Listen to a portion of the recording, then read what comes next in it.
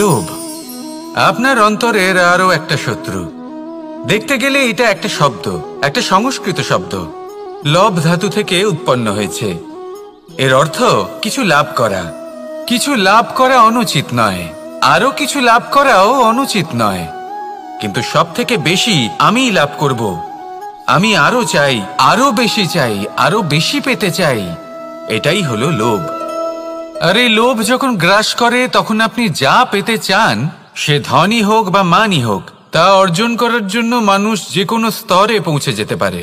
যদি মানুষ ধন অর্জন করতে চান তাহলে তার জন্য তারা অধর্মের পথেও চলতে পারেন। যদি সম্মান অর্জন করতে চান তাহলে অন্য মানুষকে ছোটও করতে পারেন। শেষ পর্যন্ত আপনার এটা মনে হতে পারে যে যদি একটু অল্পই প্রাপ্ত করতাম কিন্তু ভালোবেসে প্রাপ্ত করতাম, এই জীবন আরো অনেক বেশি সুখী হতো। লোভ আপনার জীবনে, আপনার মনে কখন যে প্রবেশ করবে সেটা আপনি জানতেও পারবেন না। তাই এটা চিনতে শিখুন আর তৎক্ষণাৎ জীবন থেকে বাইরে ফেলে দিন। যা কিছু লাভ করতে চান তা ভালোবেসে লাভ করুন, আর সেই ভালোবাসার সাথেই বলুন রাধা রাধা রাধা রাধা। আপনারা হয়তো ভাবছেন কি আশ্চর্য ব্যাপার, প্রত্যেকবার আমি কথা শেষ হওয়ার পরে রাধা রাধা বলি। এইবার আমি আগেই বলে দিলাম। কারণটা কি? কারণ সূত্রপাত হয় নিঃস্বার্থ আবেগের দ্বারা। ঠিক যেমন একজন মাতাকেই দেখে নিন। যখনই একজন মাতা সন্তানকে জন্ম দেন তখন এই সংসার ভুলে যায় যে তার জন্য এটা একটা নতুন জন্ম। কারণ একজন নারী তখন একজন মাতৃরূপে নতুন ভাবে জন্ম নেন। একজন নারী স্ত্রী ও গৃহবধূ রূপে কিছু অধিকার লাভ করে থাকেন, কিন্তু তিনি যখন মা হয়ে যান তখন তিনি শুধুই দান করতে শেখেন। নিজের সন্তানের জন্য কত কিছুই না করেন, তাকে বাৎসল্যের সাগরে ভাসিয়ে নিয়ে যান। এই সংসারে রাজকুমার জন্ম নিতেই পারেন, তাকে রাম এবং লক্ষণ কিন্তু মায়েরাই বানিয়ে তোলেন। একজন গোয়ালা জন্ম নেয়, তাকে দ্বারকাধীশ একজন মাই বানিয়ে তোলেন। পিতা হলেন সেই পর্বত যার একটা অংশ হলো তার সন্তান, কিন্তু মা হলেন সেই শিল্পী যিনি একটা পাথরকে খোদাই করে এমন এক মূর্তি গড়ে তোলেন যাকে সকলে পূজনীয় মনে করেন। তাহলে স্মরণ করুন সেই সকল মুহূর্ত যেগুলি আপনি নিজের মাতার সাথে অতিবাহিত করেছেন। অনুভব করতে পারবেন যে কিভাবে এক মুহূর্তেই এই মন প্রফুল্ল হয়ে ওঠে। এবারের কারণ কি? এর কারণ হলো এই জীবনের আসল দ্বারই হলো মমতা।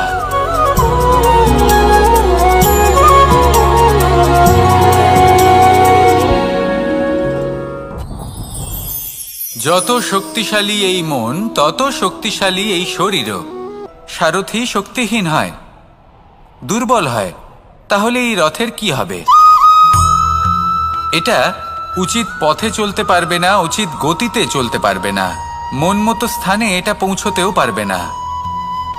সেই জন্য মনের শক্তি অত্যন্ত প্রয়োজনীয়। এবার মনের শক্তি আমরা কোথা থেকে লাভ করি? দৃঢ়তার শক্তি থেকে। এবার এই শক্তি আমরা কিভাবে বাড়াতে পারি?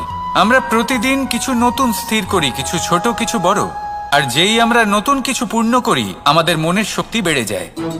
আর যদি পূর্ণ না করতে পারি মনের শক্তি কমে যায়।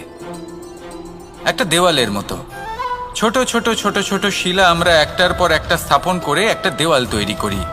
এতগুলো পাথর যখন একত্রিত হয়ে যায় তখন এমন এক দেওয়াল তৈরি হয় যাকে ভাঙা প্রায় অসম্ভব হয়ে দাঁড়ায়। সেরকমই হয় মন এবং দৃঢ়তা। ছোট ছোট কাজ করে নিজের লক্ষ্য পূর্ণ করুন। এই লক্ষ্য যদি পূর্ণ হয় তবে মনের শক্তি বাড়বে। কিছুটা এইভাবে যে যত বড়ই বিপদ আসুক না কেন সেই বিপদ নিজে হার মেনে নেবে, কিন্তু আপনার মন ততটাই শক্তিশালী থাকবে।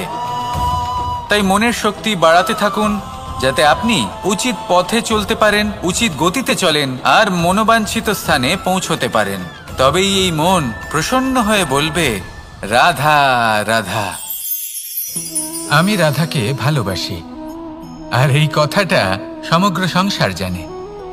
আর সময় অন্তরে লীলার দ্বারা, বিভিন্ন ঘটনা দ্বারা, কর্মের দ্বারা আমি নিজের এই ভালোবাসা রাধার সামনে প্রকাশ করি। এবার আপনি বলবেন, এসবের কি প্রয়োজন? রাধা কি এই কথা জানে না যে কৃষ্ণ তাকে কতটা ভালোবাসে? অবশ্যই জানে, কিন্তু এই যে ভালোবাসা, তা মনে রেখে দেওয়ার জন্য নয়, তা প্রকাশ করার জন্য। আর বারংবার এই ভালোবাসাকে প্রকাশ করা উচিত, উচিত সময় এবং উচিত সুযোগ দেখে। কিরকম? এবার যদি আপনি প্রেমীর সাথে কোনো উৎসবে থাকেন, তাহলে তার সাথে নৃত্য সঙ্গীত করুন। যদি ভিড়ের মাঝে থাকেন, তখন প্রেমীকে সম্মান করুন, একান্তে প্রসাধন করুন। দুঃখের সময় তার হাত ধরে থাকুন, সুখের সময় আলিঙ্গন করে রাখুন। এই প্রেম যত প্রকাশ করবেন, ততই এই প্রেমের বৃদ্ধি হবে। এই প্রেম আরো বেশি গভীর হবে, অটুট হবে। তাই এই প্রেমকে মনে নয়, আপনার জীবনে স্থান দিন। মন খুলে প্রকাশ করুন, আর আমার সাথে ভালোবেসে বলুন, রাধা রাধা। গুরুত্বপূর্ণ একটা কথা আছে যে আপনার মনে রাখা উচিত। আপনার এই মানসিকতা, আপনার এই স্বপ্ন, তা যেন আপনার নিয়ন্ত্রণে থাকে। আপনার বন্ধ মুঠোয় যেন এর লাগাম থাকে, আপনি যেন এর প্রভু হন। যদি তা হয়, তবেই আপনি লাভবান হবেন। যদি এরা আপনাকে নিয়ন্ত্রণ করতে থাকে, যদি আপনার মুঠো খুলে যায়, না পথ আপনার নিয়ন্ত্রণে থাকবে, না মানসিকতা থাকবে, না স্বপ্ন নিয়ন্ত্রণে থাকবে। আর যদি তাই হয়, তাহলে আপনি আপনার ভবিষ্যৎ নষ্ট করে ফেলবেন। তাই নিয়ন্ত্রণ করতে শিখুন নিজের বিচার বুদ্ধি, নিজের মানসিকতা, নিজের স্বপ্নকে। নিজের এই স্বপ্ন পূরণ করুন, আর আমার সাথে ভালোবেসে বলুন, রাধা রাধা। আমার কাছে যশোদা মা যেমন, আমার কাছে দেবকী মা যেমন, আমার কাছে ঠিক তেমনই হলেন গোমাতা। এবার ভেবে দেখার বিষয় হলো এটা, যে এই সংসারে অসংখ্য প্রাণী আছে। একজন গাইকে একজন মায়ের মর্যাদা কেন দেওয়া হয়? তাহলে এর অনেকগুলো কারণ আছে। এই গাই অর্থাৎ গোমাতা, এনারা হলেন অত্যন্ত শান্ত, শান্তি প্রিয়, কখনো কারোর কোনো ক্ষতি করতেই পারেন না। গোমাতা যে দুধ নিজের বাছুরকে পান করান, সেই দুধই আমাদেরও দেন। সেই দুধ পান করে আমরা শক্তি লাভ করি। এই দুধ থেকে আমরা মাখন, ঘি, পায়েস, এইসব সুস্বাদু খাবার লাভ করি। গোমাতার গোবর আমাদের জ্বালানি হিসেবে সাহায্য করে, যার ফলে খুব কম সংখ্যক কাঠ ব্যবহার করা যায় এবং বেশিরভাগ জঙ্গল সুরক্ষিত থাকে। গোমাতার গোমূত্র, সেটাও আমাদের কাছে লাভজনক। এর দ্বারা আমরা অনেক রোগ থেকে মুক্তি লাভ করতে পারি। গোমাতা যখন একটি বাছুরকে জন্ম দেন, তখন সেই বড় হয়ে আমাদের ক্ষেত কর্ষণ করে। সেই জন্য গাইকেও জীবনে মায়ের মর্যাদা দেবেন। যতটা সম্ভব তাকে সেবা করুন এবং ভালোবেসে তাকে পালন করুন। এই মন নিজে থেকেই প্রসন্ন হয়ে বলবে, রাধা রাধা। চলতে থাকা, থেমে যাওয়া, বিশ্রাম নেওয়া, তারপর দম নিয়ে পুনরায় দাঁড়িয়ে পড়া, আর তারপর আবার সেই পথ চলা। এটা জীবনের অভিন্ন এক অঙ্গ, এটার থেকে আপনি পালাতে পারবেন না। কিন্তু এই অঙ্গকে আপনি নিজের জীবনে কিভাবে প্রয়োগ করবেন, কিভাবে তাকে কাজে লাগাবেন, সেই সিদ্ধান্ত আপনাকে নিতে হবে। যারা হেরে যান তারাও জীবনে থমকে যান, আবার যারা জেতেন তারাও দাঁড়িয়ে পড়েন। যারা হেরে যান তারা হাঁপিয়ে দাঁড়িয়ে পড়েন, যারা জিতে যান তারা দাঁড়িয়ে পড়েন সেই সর্বোচ্চ স্তরে পৌঁছে গিয়ে। এবার দাঁড়াতে তো আপনাকে হবেই, তা হতেই হবে। কিন্তু কখন, কিভাবে দাঁড়াবেন, ক্লান্ত হয়ে নাকি সর্বোচ্চ স্তরে পৌঁছে গিয়ে, সেই সিদ্ধান্ত আপনার। অবশ্যই দাঁড়িয়ে পড়ুন, কিন্তু ক্লান্ত হয়ে নয়, কারণ আপনাকে পুনরায় দাঁড়িয়ে পড়তে হবে, পুনরায় যাত্রাপথে এগোতে হবে এবং সর্বোচ্চ স্তরে পৌঁছতেই হবে। রাধা রাধা। স্বপ্ন, আমরা জীবনে স্বপ্ন দেখতে থাকি। সেটা পূরণ করার পূর্ণ প্রয়াস করে থাকি। কিন্তু এই স্বপ্ন পূরণ না হওয়ার পরিস্থিতিতে আমরা ভেঙে পড়ি, ছিন্ন বিচ্ছিন্ন হই। আর তারপরেই বোঝা আমরা আগামী প্রজন্মের ওপর রীতিমতো চাপিয়ে দিই। আমরা এটাই মনে করি যে আমরা যেটা হতে পারিনি সেটা আমাদের সন্তান অবশ্যই হবে। আমরা যা কখনো পাইনি আমাদের সন্তান অবশ্যই তা পাবে। এটা যে অনুচিত সেটা আমরা ভাবি না, কিন্তু এটা ভুল। আর এই ভুল আমরা সকলেই করে থাকি। সন্তান প্রকৃতি আর পরমাত্মার আশীর্বাদ। ওদের ভেতরে তাদের নিজের একটা অস্তিত্ব লুকিয়ে থাকে, সেটা মন দিয়ে দেখুন তো। আপনি শুধু ওই সন্তানকে জন্ম দিয়েছেন, কিন্তু ওর জীবন আপনার নয়। তাই নিজের সন্তানের সাথে থাকুন, সময় কাটান, ওদেরকে ভালোবাসুন, সব সময় প্রেরণা দিন। কিন্তু প্রেরণা দিন ওর নিজের অস্তিত্বকে বাড়ানোর জন্য, ওর নিজের স্বপ্ন পূরণ করার জন্য, আপনার স্বপ্ন পূরণ করার জন্য নয়। ওদের অস্তিত্বকে পূর্ণাঙ্গে বৃদ্ধি পেতে দিন। রাধা রাধা। এই পুকুর দেখছেন আপনি? পুকুরের জল কখনো প্রবাহিত হয় না, একই স্থানে জমে থাকে। আর সেই কারণে কিছুদিন পর ময়লা হতে শুরু করে। কিন্তু তাও আমরা একে ত্যাগ করি না, আমরা তবুও একে পুজো করি। শুধুমাত্র এই কারণে নয় যে অতীতে সে আমাদের তৃষ্ণা মিটিয়েছে, কিন্তু এই কারণেও যে যদিও বা সে ভবিষ্যতে আমাদের তৃষ্ণা না মেটায়, কিন্তু প্রয়োজন হলে আগুন অবশ্যই নেভাতে পারে। ঠিক সেই রকমই হয় আমাদের সম্পর্ক। সম্পর্ক যা আমরা বহু বছর পরিশ্রম করে তৈরি করি, যে দরকার পড়লে আমাদের সহায়ক হয় কোনো না কোনোভাবে। সেই জন্য সম্মান করতে শিখুন এই সম্পর্কগুলিকে। শিখুন এই সম্পর্কগুলিকে অটুট রাখতে। কথায় কথায় এই সম্পর্কগুলিকে ভেঙে দিতে শিখবেন না। রাধা রাধা। বিষ, এই শব্দটা শুনলেই মনে অনেক কল্পনা জন্ম নেয়। আর আমাদের চারিদিক থেকে ঘিরে ধরে, তখন এই অহংকার আমাদের ছায়ার মতোই বিলুপ্ত হয়ে যায়। তাই সেই কারণে আপনার জীবনে সংকটের আগমন আপনার অহংকার নষ্ট করেই দেবে, কিন্তু তার জন্য সংকটের অপেক্ষা কেন করবেন? এই অহংকারকে বাড়তেই দেবেন না, উৎপন্ন হতেই দেবেন না। বিবেকের সুতো দিয়ে বেঁধে রাখবেন একে। দেখুন, আমি শ্রেষ্ঠ, এটা বিশ্বাস করতে কোনো আপত্তি নেই, কিন্তু শুধুমাত্র আমি শ্রেষ্ঠ আর কেউ নয়। এই আত্মসম্মান নয়, এ হলো অহংকার। আর অহংকার আর কিছুই নয়, শুধু পতনের দিকে প্রথম পদক্ষেপ। আর এই জীবনে পতনের দিকে নয়, প্রেমের দিকে এগিয়ে যান। আর আমার সাথে ভালোবেসে বলুন, রাধা রাধা। আপনি কি কখনো ফলে ফুলে পরিপূর্ণ বৃক্ষ দেখেছেন? তার ডালগুলো কিরকম স্বাধীনভাবে বেড়ে ওঠে, কিন্তু যদি এই ডালগুলো মূলের সাথে ঠিকভাবে যুক্ত না থাকে, সেই বৃক্ষের মূলগুলি গভীর না হয়, তাহলে কি হবে? তাহলে কি সে সেই সব সুবিধা পাবে? কখনোই নয়। সেই বৃক্ষের ডাল পড়ে যাবে, সেই বৃক্ষ ভূমিষ্ঠ হয়ে যাবে। ঠিক সেইভাবেই চিন্তাভাবনার স্বাধীনতার আনন্দ আপনি তখনই আস্বাদন করবেন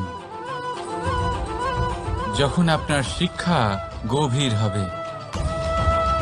তাই স্বাধীন থাকুন দৃষ্টিভঙ্গিতে, কিন্তু যুক্ত থাকুন শিক্ষার সাথে। রাধা রাধা। সমাজ, আমরা এই সমাজে বাস করি, আর বহুবার একটা গুরুত্বপূর্ণ কথা ভুলে যাই। এই সমাজ আমরা সকলে মিলে তৈরি করি। সমস্ত সময় কাটিয়ে দিই এইটা ভাবতে ভাবতে যে এই সমাজ কি ভাববে, আমার কি করা উচিত, আমার কি ভাবা উচিত, কি পড়া উচিত, কোনটা সঠিক কোনটা ভুল। যদি আমি এটা করি তাহলে কয়েকজনের এটা মনে হবে না তো যে আমি খারাপ, যখন আমি তা নই। মনে ভয় উৎপন্ন হয় সেই কয়েকজন মানুষের জন্য। তার কারণ হলো আমরা আমাদের মনের কথা শুনতে পাই না, না শুনতে পাই, না বলতে পারি, আর না করতে পারি। সেই কয়েকজন মানুষের ভয় আমরা খারাপের বিরোধিতা করা ছেড়ে দিই। কিন্তু কখনো নিজেকে জিজ্ঞেস করুন, শেষ পর্যন্ত কারা এই কয়েকজন মানুষ? এই সংসারে প্রতিটি মানুষেরই নিজের আলাদা আলাদা ব্যক্তিত্ব আছে, আলাদা দৃষ্টিভঙ্গি আছে। তাই যদি আপনি এটা ভাবেন যে আপনি সবাইকে খুশি করতে পারবেন, তাহলে আপনি ভীষণ বড় ভুল করছেন। জীবনে কর্ম তাই করুন যাতে আপনার অন্তরাত্মা সন্তুষ্ট হয়। আর অন্তরাত্মা সন্তুষ্ট তখনই হবে যখন আপনার কর্ম শুভ হবে। তাই নিজের মনের কথা শুনে এই সংসারে শুভ কর্ম করতে থাকুন, তবেই এই সংসারের কর্মে আপনি সার্থক হবেন। রাধা রাধা। এই পাতাকে দেখুন, কত কোমল, কত শীর্ণ। যদি এর উপরে একটুও জোর খাটান বেঁকে যাবে। পাতা তো এরকমই হয়, একটু জোর খাটালেই তা বেঁকে যায় এদের নমনীয়তার জন্য। কিন্তু ওদের এই নমনীয়তার জন্য ঝড়ে বিপর্যয়ে ওরা ভেঙে পড়ার থেকে বেঁচে যায়। যদি এদের বদলে কোনো দৃঢ় বৃক্ষ হয়, তখন হাওয়ার তীব্র গতি সে সহ্য করতে পারে না, তার সম্মুখীন হতে পারে না, ভেঙে পড়ে যায় সে। ঠিক সেই রকমই হয় আমাদের সম্পর্ক। যদি এর মধ্যে সেই নমনীয়তা না থাকে, অহংকারের দৃঢ়তা থাকে, সেই সম্পর্ক নষ্ট হয়ে যায়। তাই আনুন এই নমনীয়তা আপনার সম্পর্কে, যাতে কাল যদি কোনো সমস্যা এসে দাঁড়ায়, এই সম্পর্ক যেন না ভেঙে যায়। একবার ওই আকাশের দিকে তাকান, সূর্য চন্দ্রকে দেখে নত হয়ে যায়। আর আমরা তো সাধারণ মানুষ, তাই সম্পর্ক নিচু করবেন না, সম্পর্কের সামনে নত হতে শিখুন। রাধা রাধা। প্রেম, আমরা সকলে প্রেম করি, প্রেম পাওয়ার চেষ্টা করতে থাকি। আর এমনও অনেক মানুষ আছেন যারা প্রেম অর্জন করেও ফেলেন, কিন্তু সেখান থেকে শুরু হয় এক নতুন অধ্যায়ের। আচমকা দুই প্রেমীর কিছু অনুচিত বলে মনে হতে থাকে। আচমকা দুজনে নিজেদের অস্তিত্ব নিয়ে বিচলিত হতে থাকেন। এবার এমন হলে কি করা যেতে পারে? দেখুন, এই হলো হলুদ,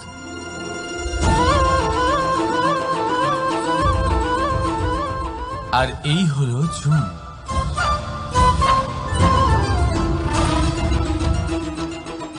এবার এটাকে দেখুন, যখন চুন আর হলুদকে একসাথে মিলিয়ে দেওয়া হলো, তখন ওরা নিজেদের রং ত্যাগ করে দিয়ে একটা নতুন রং তৈরি করল।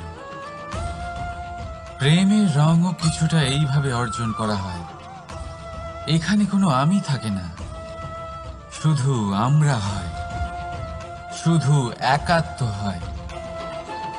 সেই জন্য ত্যাগ করুন নিজের অস্তিত্বকে, আর মনের উত্তেজনাকে আলিঙ্গন করুন। তারপর দেখুন আপনার এই প্রেম আপনাকে কোথায় কোথায় নিয়ে যায়। রাধা রাধা। জীবনে ক্ষমা চাওয়া তাও কিছুটা সহজ, ক্ষমা করতে পারা অত্যন্ত কঠিন। ক্ষমা দুই অক্ষরের এই শব্দ হতে পারে, কিন্তু অত্যন্ত বড় এই শব্দ, অত্যন্ত গুরুত্বপূর্ণ এই শব্দ। কখনো কখনো অন্য কাউকে ক্ষমা করে দেওয়া তাও কিছুটা সহজ কাজ, কিন্তু নিজেকে ক্ষমা করতে পারা অত্যন্ত কঠিন হয়ে দাঁড়ায়।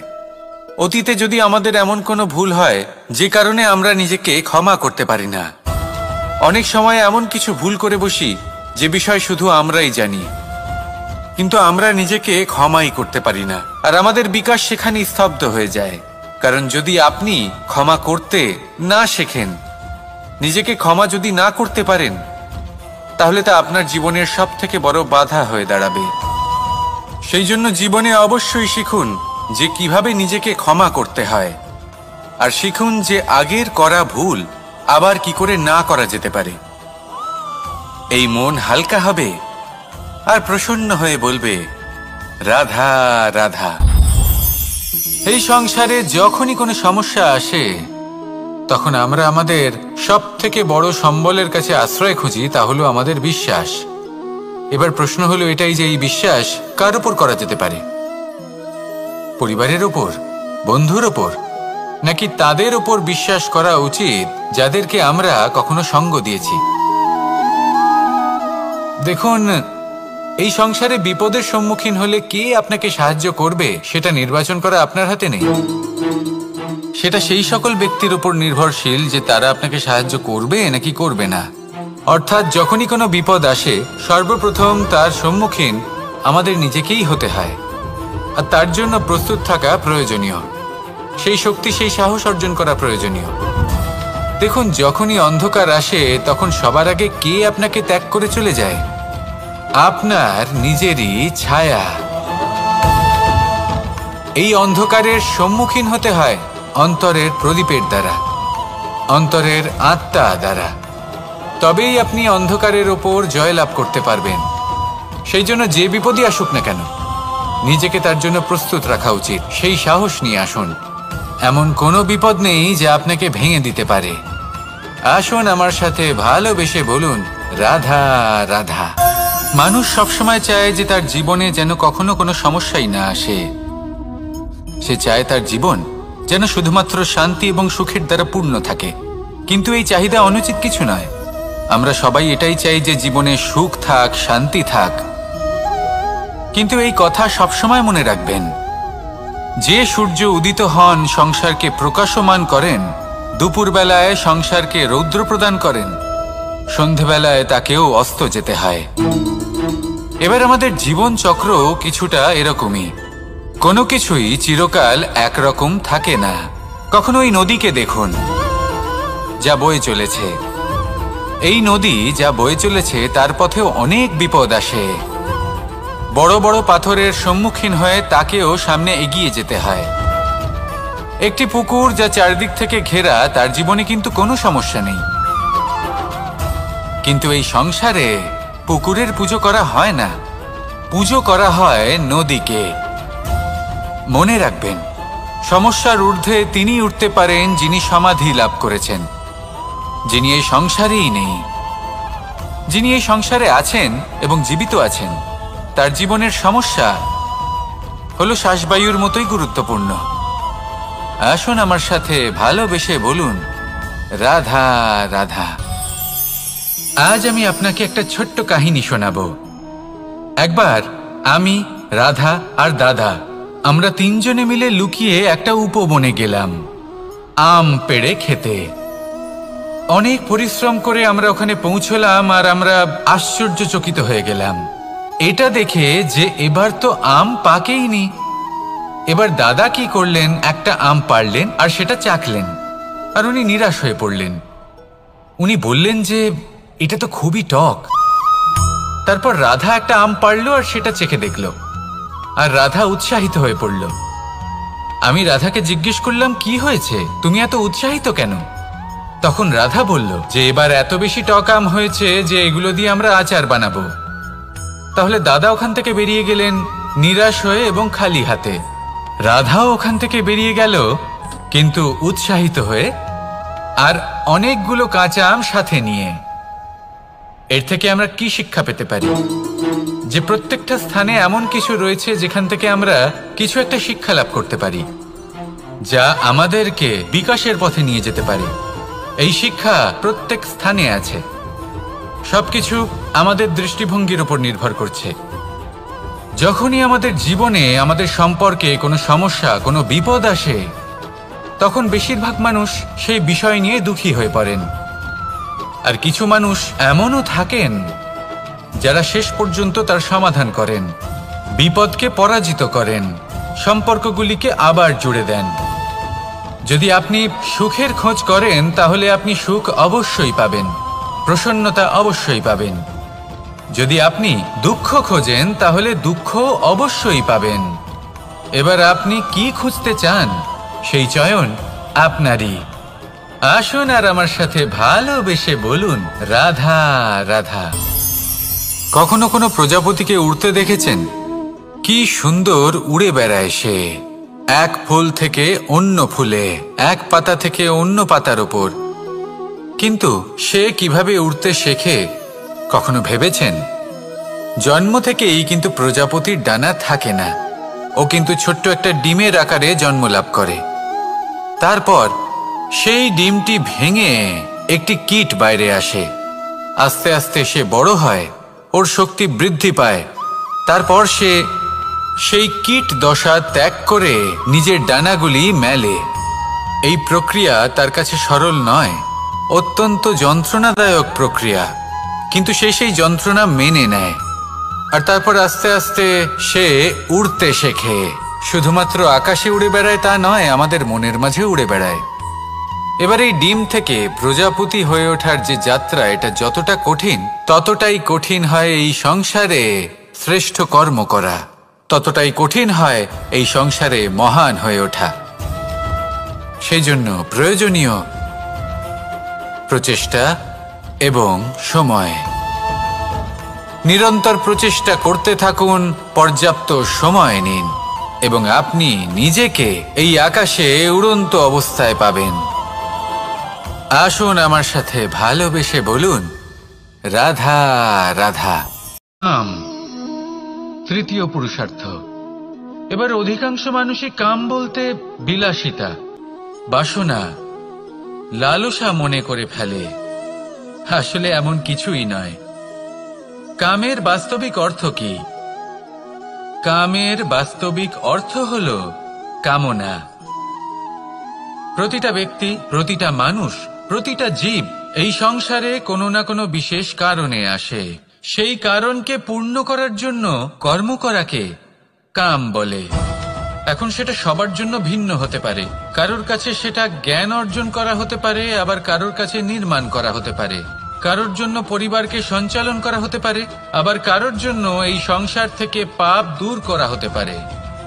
কিন্তু সবথেকে গুরুত্বপূর্ণ হলো যে মানুষ যেন নিজের কর্ম ঠিক করে করে, সম্পূর্ণ যত্ন নিয়ে করে।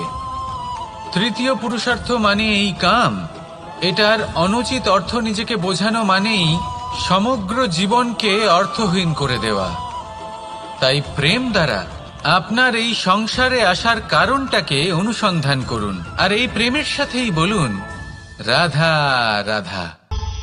এবার এই পুরুষার্থের বিষয়ে আপনারা অবশ্যই শুনেছেন, মোক্ষ, চতুর্থ পুরুষার্থ।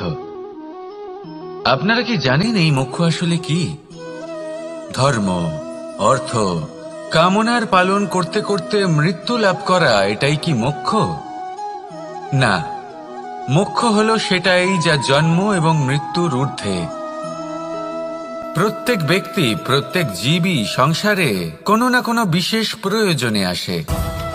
ধর্মপথে, সৎপথে অর্থ উপার্জন করা, প্রয়োজনকে পূর্ণ করার চেষ্টা করতে করতে সেই প্রয়োজনকে পূর্ণ করা তাকে মুক্তির পথে নিয়ে যায়, যা হলো মোক্ষ। যদি এই মোক্ষ লাভ না হয় তাহলে মানুষ